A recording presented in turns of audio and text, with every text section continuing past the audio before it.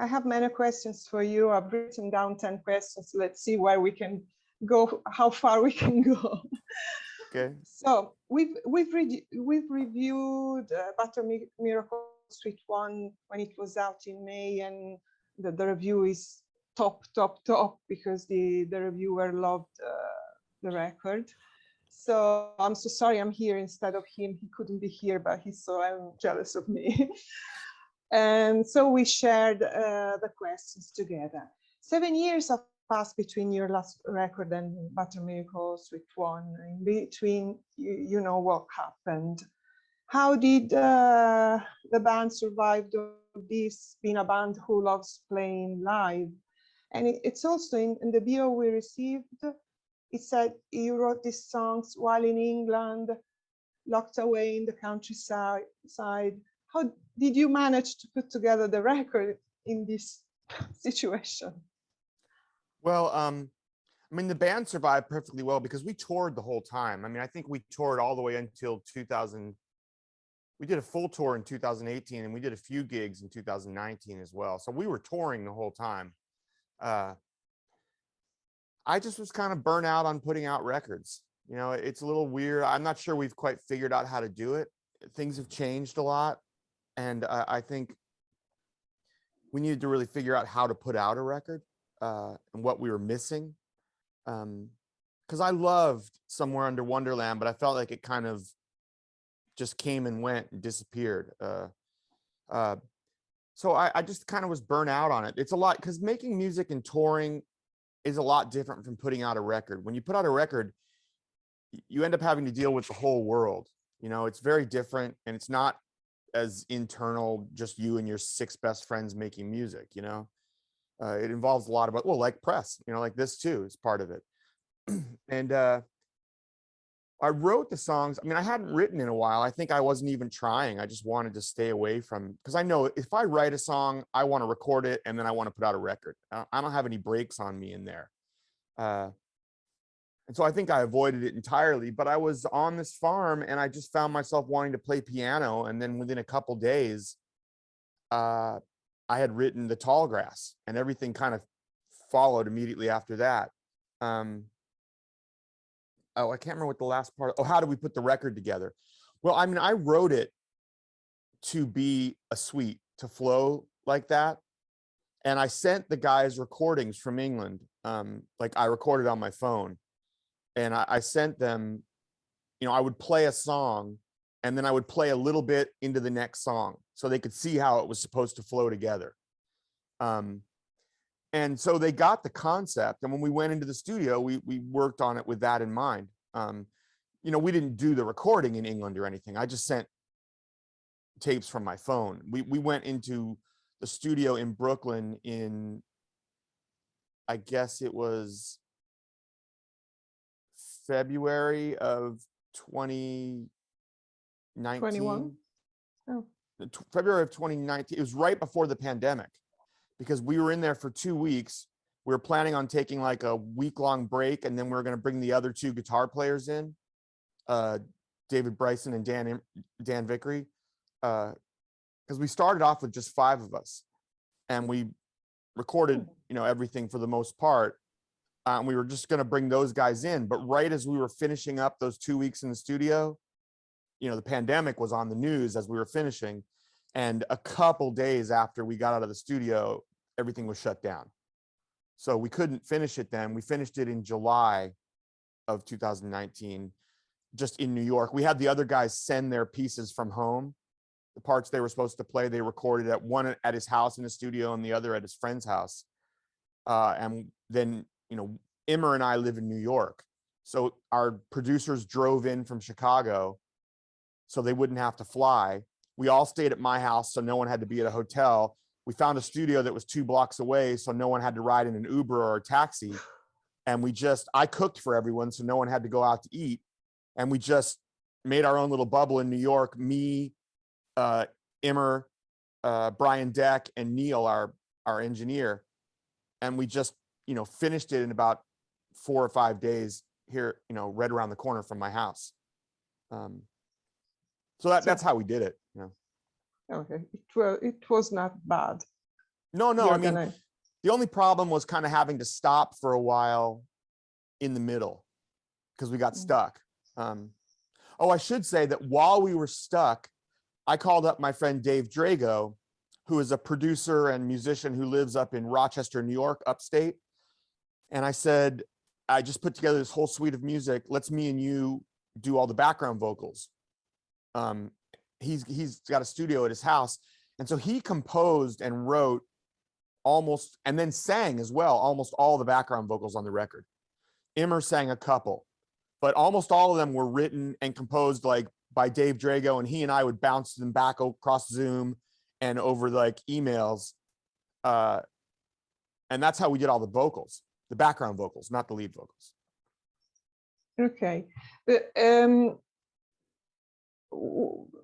It's been released on digital and vinyl only. And the vinyl is very peculiar because all the songs are on one side, because it's like telling a whole story. You didn't want to break it in two pieces. No, it has to play all at once. It's not supposed to be, it's supposed to flow all the way from start to finish. So it should be perfect on one side of a record. Okay. The cover is very 60s, has this yellow positive color. What's Butter Miracle? It's a secret. It's a name that means something to me, but I kind of decided early on not to tell anyone what it is. So I haven't told anyone. I guess the band knows. Okay. But I made them promise not to say anything to anyone about it. Can you tell us if, being a sweet one, is there going to be a sweet two? Yes, I believe so. I've been working on it. It's pretty much written. I think we're going to try and record in January. I'd like to have it done before we go to Europe and released right after. Okay. We'll see. Will still be a four tracks record? It's going to be really a part two or something different? I think it's going to be a lot like part one. I mean, completely different songs, but I want it to be a suite like that flows.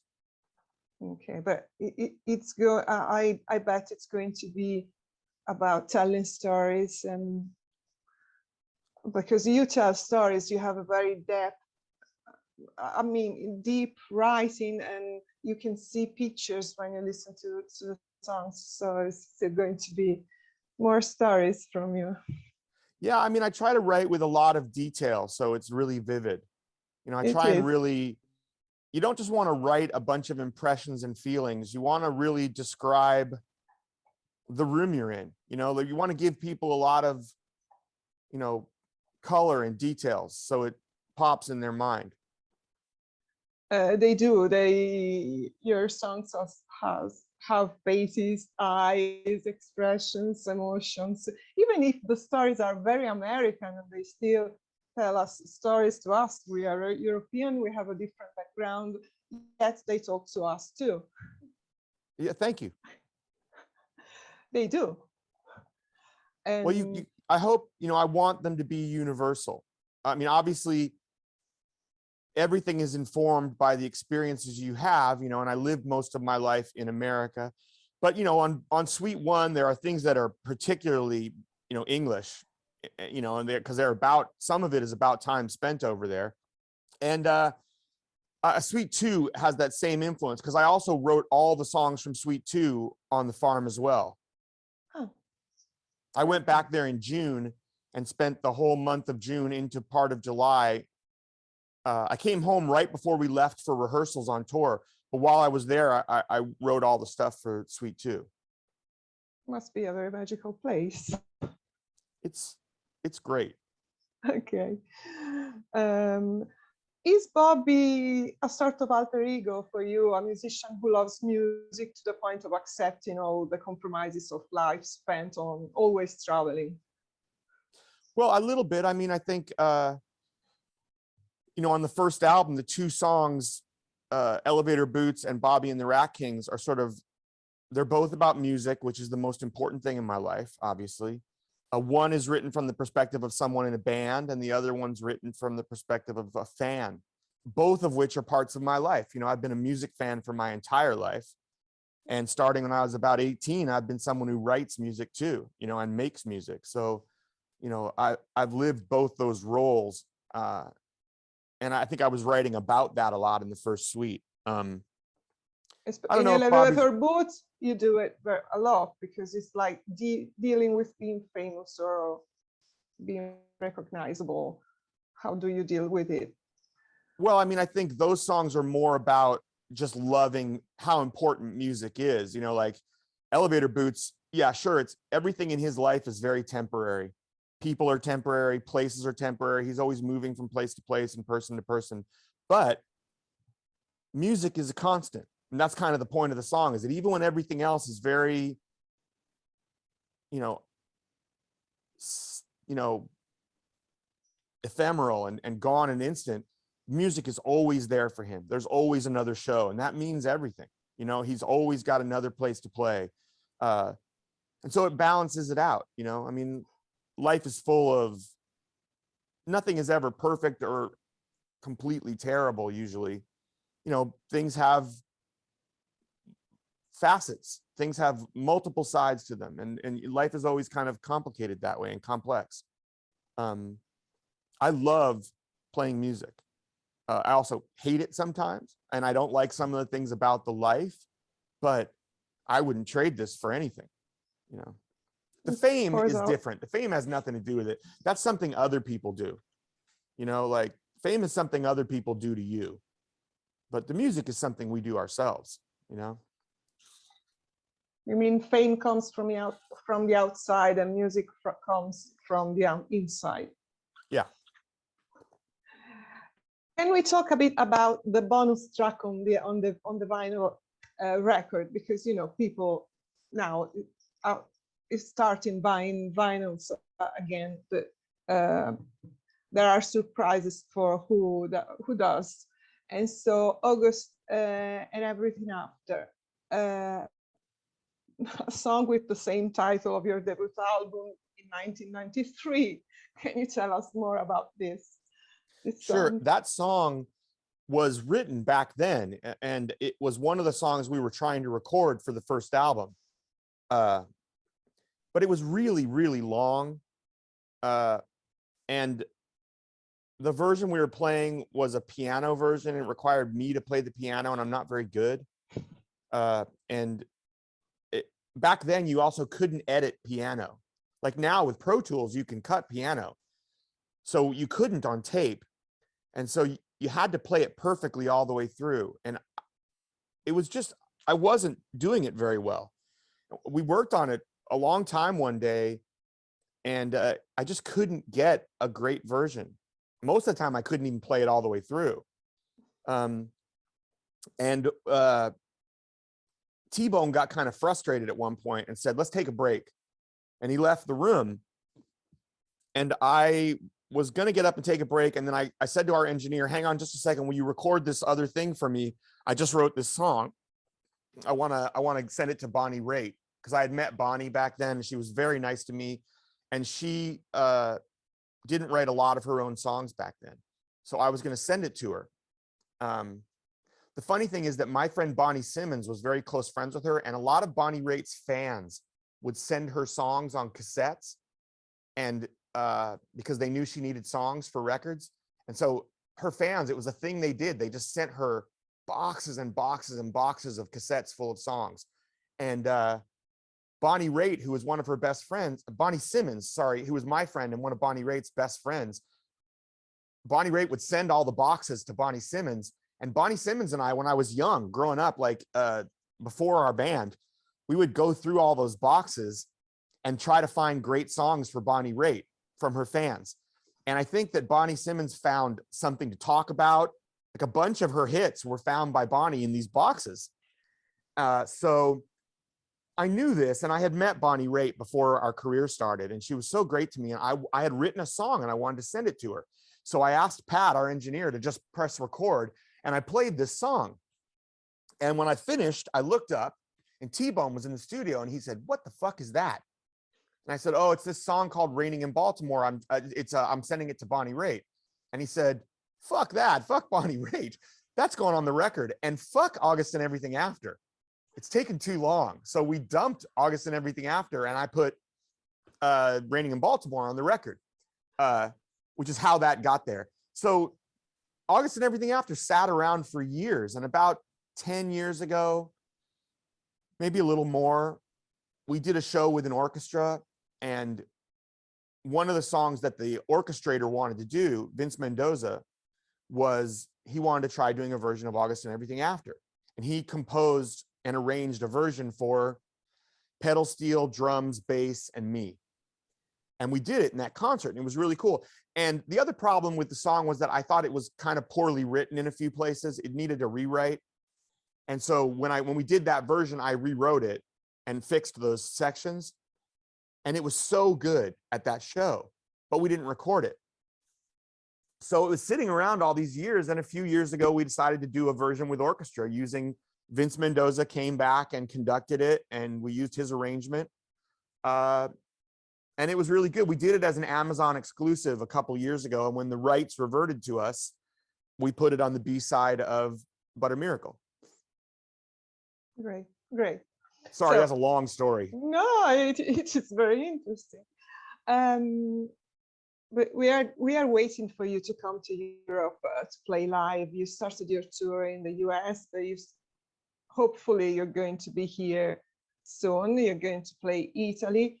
5 years since you came here. It's a long time. You abandoned us. Well, we played Why? Italy more than any place else because at least 5 years ago, we did tour Italy, and we didn't tour anywhere else, I think, except for England. We did like London and Italy.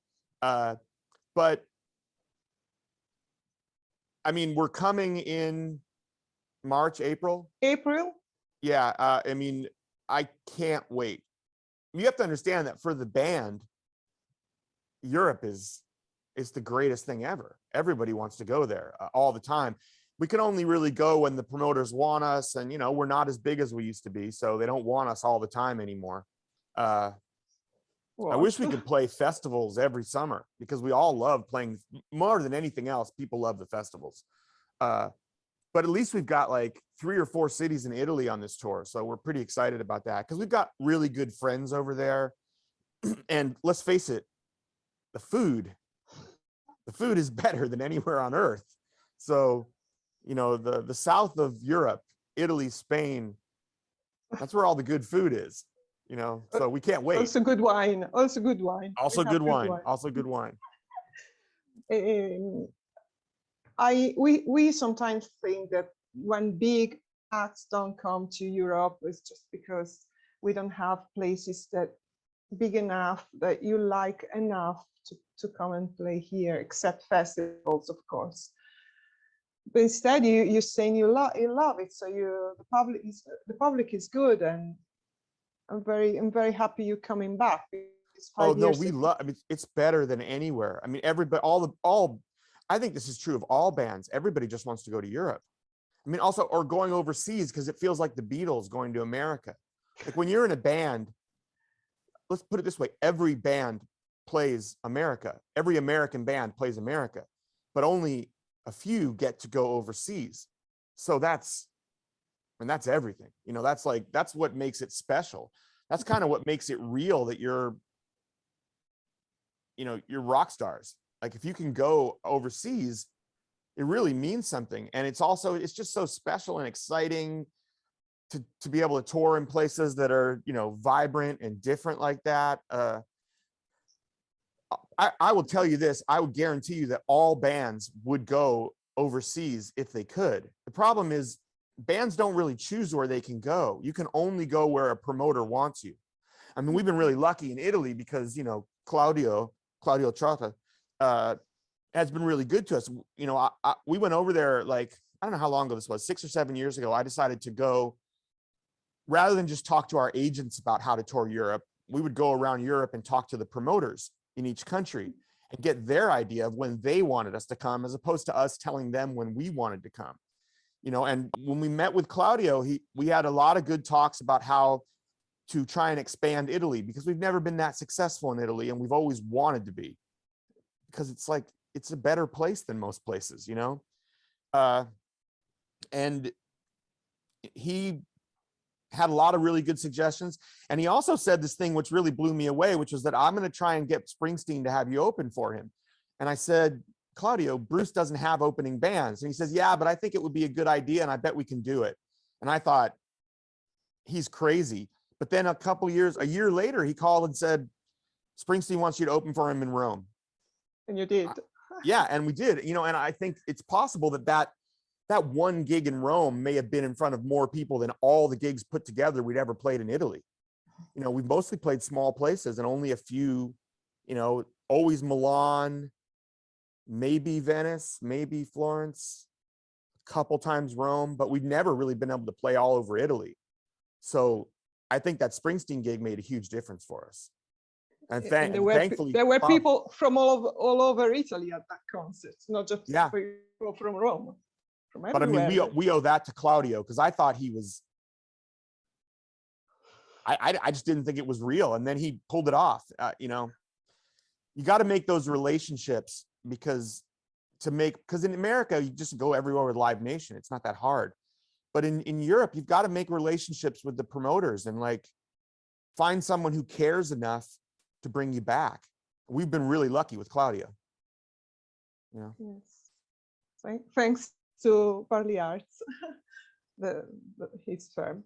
Yeah. Very last question, Adam. Can you tell me the 3 records of your life? I mean, the 3 records you love the most. They don't have to be the best records for you, but the ones that you keep in your heart and you keep playing over and over and over. I mean, it changes all the time, and also I've got so many. I know. I would say that Kind of Blue by Miles Davis, that's might be the best record anyone ever made. It still blows my mind.